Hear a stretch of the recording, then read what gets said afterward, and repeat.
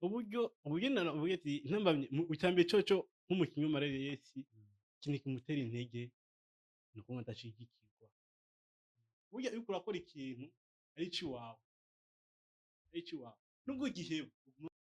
bo haca intambamye nyinshi cyane nga turizeye ba umuntu agikora no kwizera udafise ukwizera ubura umufu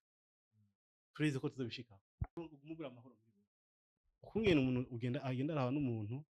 bisanzwe umuntu avyisangamo nkuko na jewe je na wewe twahujwe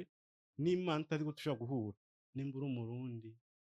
kandi ukabuze ko wavukiye mu Burundi kwanza wimenye bazi impano zinga mu gisagara zabuze abashigikira bahevye n'indaza abantu benshi babaye abakonvoyeri kanisi ariko nako nakazi ntukagaye yego nakazi nakuye nakazi si nakazi kaza n'uburyo mugabo bitandukanye n'impano yawe byo no ndagenga gukora akazi sivyo nje gukora akazi amafaranga ndonka yego arambesha mugabo y'amana arifisi y'amafaranga nayi kuronka atandukanye n'amafaranga nayi kuronka muri bya bintu